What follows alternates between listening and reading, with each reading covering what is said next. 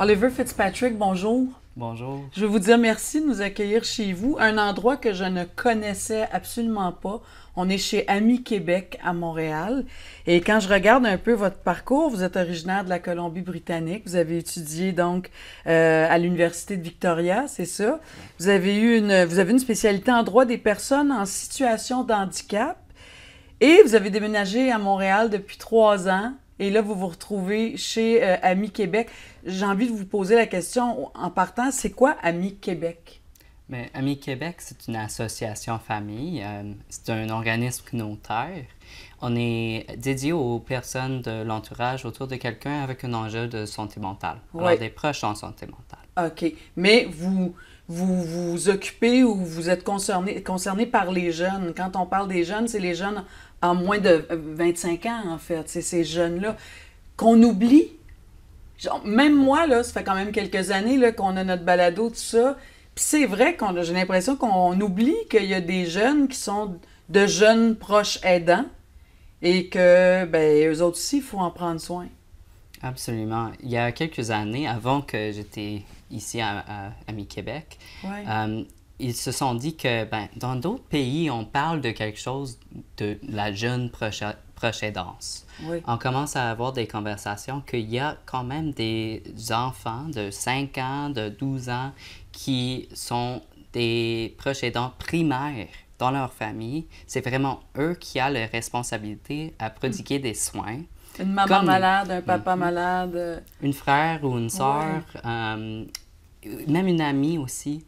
Si tu as vraiment une amie proche de toi comme famille qui a une problématique de santé mentale, c'est certain que tu vas amener un certain soin à eux. C'est vrai. Et ça se peut qu'on se sent vraiment responsable de cette personne. Ouais. Et là, on est rendu qu'on est proche aidant aussi. Absolument, parce que c'est vrai que parfois, quand on est plus jeune, à l'adolescence ou l'enfance, on se retrouve avec des grands secrets. Hein? Un ami va pas bien, un ami parle de suicide, un ami parle ou est dans une phase très sombre de sa vie, on veut pas trahir notre ami. Fait qu'on garde le secret, on peut pas en parler à la famille, on veut pas en parler à un prof à l'école.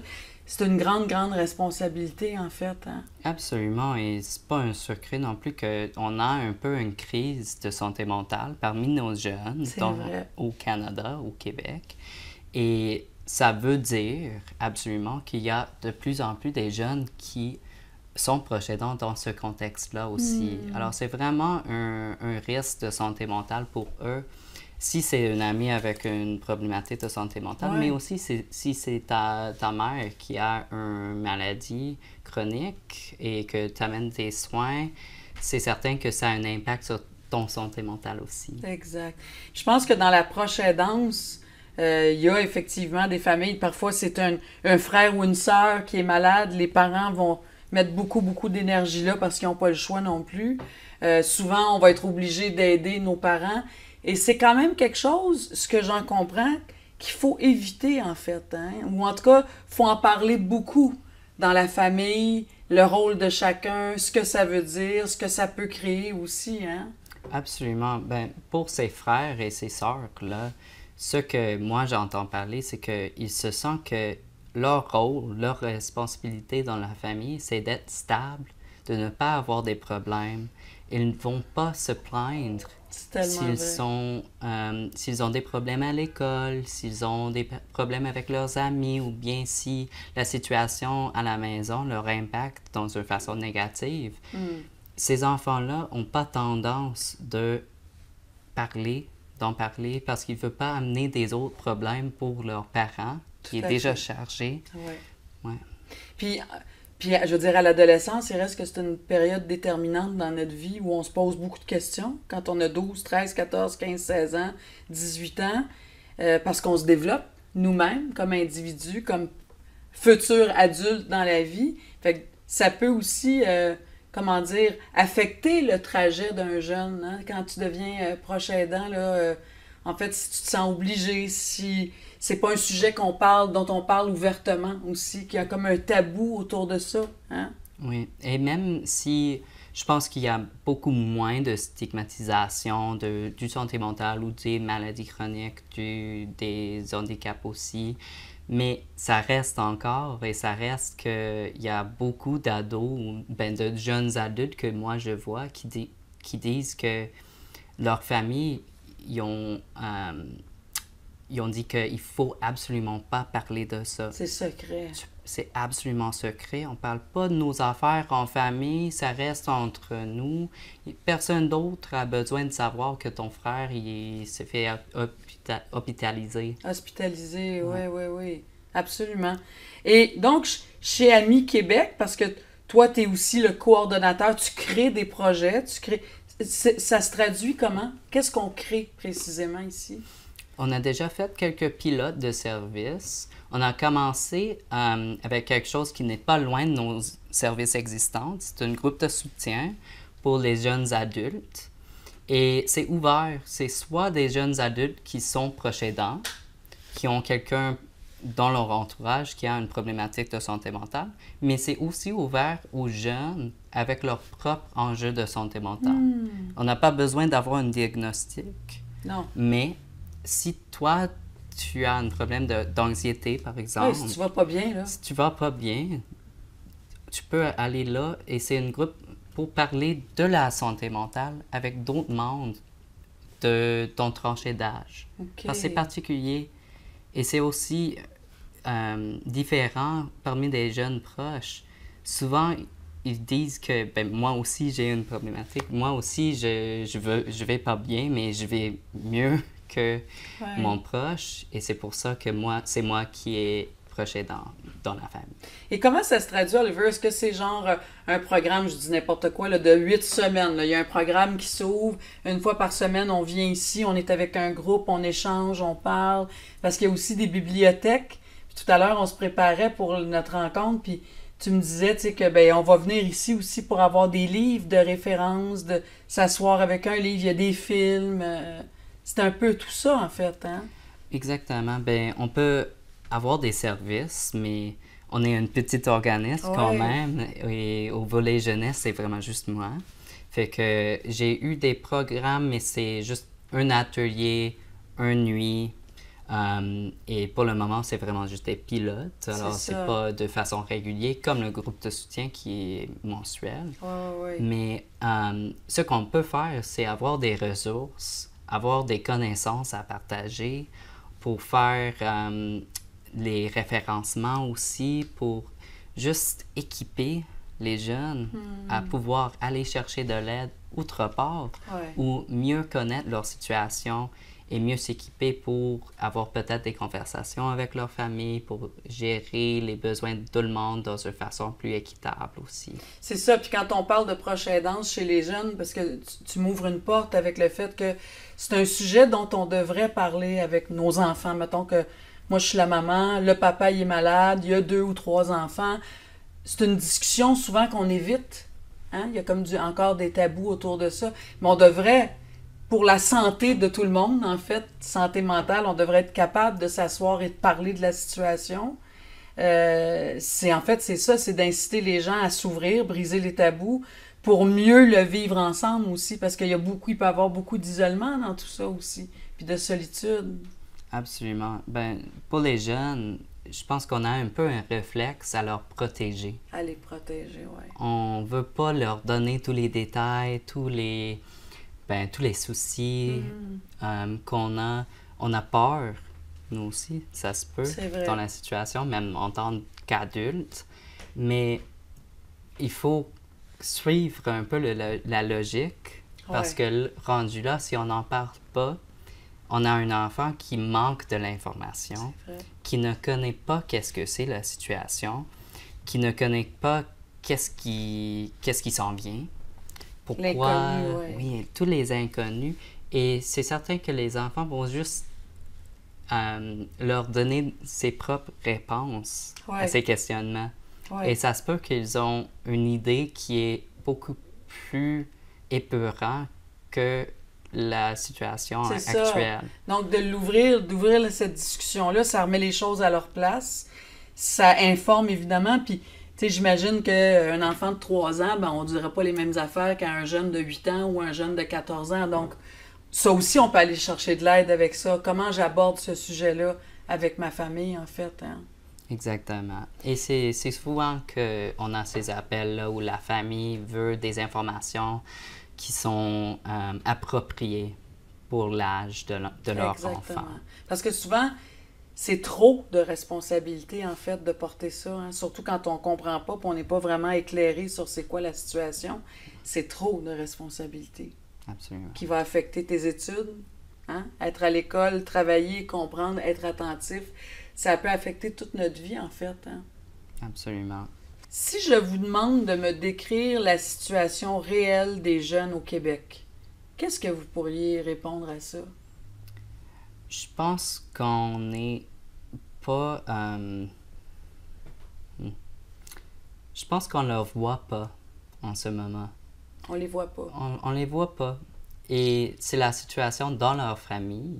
Ils sont pas reconnus comme proches aidants. Ils sont pas reconnus comme membres de l'équipe de soutien pour leurs proches. Et ils ne sont pas reconnus non plus dans les milieux de santé ou à l'école. C'est pas reconnu que c'est peut-être à cause de ça que j'ai pas mes devoirs le matin. Oui. Alors, c'est vraiment ça pour moi, c'est que on est aux phases de... Il faut sensibiliser du monde pour que les adultes autour de ces jeunes puissent le reconnaître. Puis même dans le milieu scolaire, ça commence dans la famille, mais après ça, c'est quoi l'autre lieu? Souvent, c'est l'école.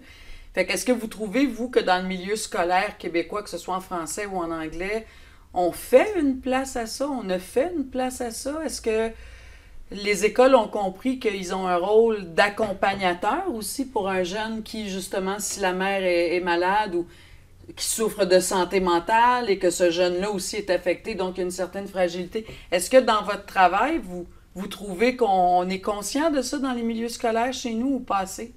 Je pense qu'on est conscient que ça se peut qu'il y a des circonstances de famille difficiles, genre. Mais ils sont pas au courant de la concept de la jeune proche aidance, nommée en tant que ça, et les signes, les façons de pouvoir aider ces jeunes-là.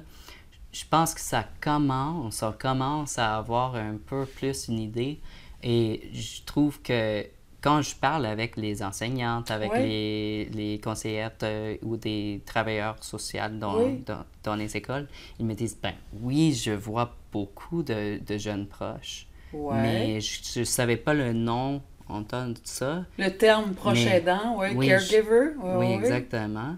Et où est-ce qu'ils sont, toutes les ressources? Est-ce que tu as une liste de services? Et je dis, ben, on est vraiment en phase de sensibilisation. Ça commence que j'ai quelques services que je peux vous donner pour pouvoir faire des référencements, mais tu peux m'aider à dire qu'il nous faut plus de services. Parce que toi, ton travail, tu pourrais aussi aider à instaurer des services dans les écoles. C'est ça ton expertise aussi.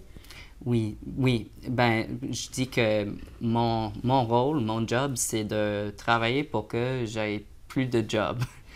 C'est ça, ton plus grand rêve, c'est que tu n'aies plus d'emploi. Ça veut dire que tout le monde est équipé. Exactement. Puis qu'on peut être sécurisé dans notre société. Parce que c'est au premier lieu, là, ce serait mieux que ça soit dans le système de santé. Au CLSC, ils devraient être complètement équipés pour pouvoir ajouter ça dans la formulation de leur parcours de jour à jour. C'est normal. C'est une situation qui affecte 10% de tous les enfants et jeunes au Canada. Alors, il faut savoir comment aborder ça dans le système de santé et dans le système d'éducation aussi. OK. Alors, si je vous pose la question, quelles sont les ressources disponibles pour les jeunes proches aidants au Québec? La réponse, c'est? Il y a un gros projet au Cap Santé mentale. OK, il y a un projet en développement en ce moment. Oui, qui s'appelle Aider sans filtre. C'est pour et avec les jeunes. Alors, ce sont des professionnels jeunes qui font de l'intervention avec des jeunes proches de 12 à 25 ans. Donc, c'est des ados plus vieux qui vont faire de l'intervention Ce sont des adultes, quand OK. même. Des adultes, de jeunes adultes. En bas de OK. 30 ans, je OK. pense. Mais c'est tous des organismes communautaires comme Amis Québec. Comme nous, on est membres, on fait partie de ce projet-là. Ça fait une partie de mes travaux qu'on peut offrir un certain soutien pour des jeunes proches en santé mentale. C'est ça l'affaire, c'est que c'est seulement en un contexte t'as une proche avec un enjeu de santé mentale. Et donc, c'est souvent communautaire. Ça veut dire que ça part des citoyens qui vont dire on va essayer de monter ça, hein, des projets communautaires. Donc, ça reste quelque chose de communautaire encore, là. On est un peu en retard. Oui. Bien, surtout si on pense au Royaume-Uni, ça fait 30 ans qu'ils font des travaux pour des recherches, pour savoir plus. Oui. Ah oui, ils sont en avance, eux autres. Oui. Donc, eux, au Royaume-Uni, ils sont capables d'offrir des services, des enseignements aux proches aidants. Ça, c'est instauré, eux, dans leur culture, en fait. Oui, dans leur culture, au point que si tu te rends dans un taxi Oui. au Royaume-Uni, puis tu dis, est-ce que tu connais qu'est-ce que c'est une jeune proche aidant, c'est certain que ton chauffeur va savoir. Ah oui, c'est culturel, hein? Ouais. Donc, c'est de l'enseignement, en fait, hein? C'est l'éducation, puis de rendre ça accessible et évident, en fait. Fait qu'on a quand même beaucoup de travail à faire. Oui, mais moi, je suis... Optimiste. Oui. Ah, ça, c'est le bon mot? C'est ça. Oui. Moi, je suis optimiste au Québec parce que je pense qu'on a une mieux reconnaissance pour des proches aidants en général. Je pense c'est culturel, ça, pour nous, ici. Alors, au Canada, je suis optimiste qu'au Québec, on est bien équipé, qu'on sait que soutenir les familles, soutenir la santé, le bien-être, Le bien-être. ça fait du bien. Ben, ça fait des citoyens plus performants aussi, qui vont être capables de redonner à leur société beaucoup plus que quand on va pas bien. Oliver, aujourd'hui, nous, on a rencontré une jeune fille qui a 23 ans aujourd'hui, Emma, qui, elle, a une grande sœur, qui a de l'air plus petite qu'elle, mais sa grande sœur a 28 ans. Elle est autiste de niveau 3. Et elle a vraiment choisi dans sa vie d'aider sa sœur, d'accompagner sa grande sœur. Elle est extrêmement impliquée. Elle travaille, c'est une étudiante, elle est infirmière, elle vient d'être reçue infirmière. Et ce qu'elle nous expliquait, c'est qu'elle n'a pas senti qu'elle était obligée dans sa vie. Mais elle dit, ma mère, elle m'a toujours tout expliqué sur ce que ma sœur vivait. Puis elle dit, de façon naturelle, je me suis impliquée. C'est quand même extraordinaire. Mais je me dis, c'est quoi les impacts, justement, chez un jeune là, qui devient, malgré lui, un proche aidant, puis qui est peut-être obligé d'être un proche aidant? C'est quoi les impacts dans sa vie, mais à long terme aussi? Oui. Ben, je vais commencer avec des positifs. Parce que souvent, on parle de ça, puis c'est tout sérieux. Il y a des enjeux, c'est certain, mais ce sont des jeunes extraordinaires. Ouais. Ce sont des jeunes comme Emma qui sont très empathiques, qui ont une force aussi pour pouvoir être forts dans la famille, stables. Et ils ont une sagesse malgré son jeune âge parce que ils ont toujours eu des gros problèmes et ils ont compris et appris comment gérer ces gros problèmes, ces gros questionnements. Ces responsabilités-là. Ces responsabilités, exactement. Et il faut mettre ça en avant. Il faut savoir que c'est une force, c'est un super pouvoir, être jeune aidant. Oui. On apprend tellement de choses. C'est vrai. Et c'est souvent que je vois des jeunes proches qui choisissent des carrières. Qui va être relié à ça, en exactement, fait. Exactement, et ça a du sens parce qu'on a appris ça. C'est comme une formation. Tout à fait, intense. Un masterclass en proche aidance à l'âge de 8, 10, 12. Mais il peut quand même avoir des impacts. J'ai l'impression qu'avec Emma, il n'y a pas eu d'impact parce qu'elle est très saine face à ça. Sa mère ne l'a jamais obligée, au contraire. Sa grande sœur avait de l'accompagnement. Sa mère a même pensé d'y en donner à elle aussi parce qu'elle voulait pas que sa fille sente que ben, ma grande sœur, elle a ça, puis moi, j'en avais pas. La mère est vraiment extrêmement intelligente et très équipée et très curieuse. Mais si on parlait des impacts, mettons là, que t'as pas ça, t'as pas un parent comme ça ou t'es pas équipé de cette façon-là, Ça va ressembler à quoi l'impact sur le long terme? En premier, il y a une sens d'isolement. Sentiment d'isolement. Sentiment d'isolement parce que c'est pas tout le monde qui a ces enjeux-là. Ouais. Il n'y a pas beaucoup d'autres jeunes parmi tes amis qui ont des situations comme ça. Et on a vraiment comme personne pour discuter avec. Ouais. Et surtout si dans la famille, on ne discute pas de ça. C'est secret. C'est secret et on dirait que ça isole davantage. Ça isole davantage, mais ça remonte du stress, ça remonte du stress, ça remonte du stress. Et il n'y a aucune place pour pouvoir aller avoir un dialogue puis se débarrasser un peu de ces sentiments-là. Oui. On peut avoir un sens de ressentement aussi. De ressentiment, oui, resentment. Oui, de ressentiment, de colère, de frustration. De frustration que tu n'es pas traité de la même manière de ton frère ou de ta sœur. Qu'ils ont plus l'attention de tes parents aussi, ça se peut. Et puis, il y a aussi des conséquences de santé mentale et physique. C'est à peu près 60% des jeunes proches qui disent qu'il y a un vrai impact négatif physique. Oui. Donc, la douleur chronique, une manque de... on peut pas dormir la nuit, soit parce qu'il faut aider quelqu'un dans la nuit, soit parce qu'on a vraiment un stress, on peut pas arrêter de penser à toutes les possibilités, les choses qui peuvent aller tort. Et il y a aussi 60% des jeunes proches aidants qui disent qu'ils ont eux-mêmes un enjeu de santé mentale. À part de son rôle, qu'ils ont déjà quelque chose d'autre à gérer eux-mêmes dans leur bien-être. Un vrai enjeu, peut-être un diagnostic ou juste un enjeu de santé mentale. Ou de dépression. Une dépression. Momentanée, là. Je veux dire, ça arrive que quelqu'un fasse une dépression dans sa vie puis puisse s'en remettre, mais il reste qu'il y a des séquelles à long terme, certainement. Ouais. Hein, au niveau de, j'imagine, ta performance scolaire, t'es plus là, tes études, ça crash, comme on dit. Tu peux même aller, j'imagine, à abandonner tes études, à remettre ça à plus tard, alors que finalement, tu l'as jamais remis parce que ça a comme fait bifurquer ton chemin puis ta route. Hein? Absolument. C'est à long terme, les séquences. Là. Ça peut avoir des effets à très long terme dans la vie d'un jeune. Fait qu'en fait, on se rend compte que il y a beaucoup de joueurs importants dans la vie de nos jeunes par rapport à ça. Hein? Oui, il y a tellement de chances, tellement de personnes concernées qui pourraient peut-être offrir un petit soutien, même juste écouter, demander comment est-ce que toi tu vas.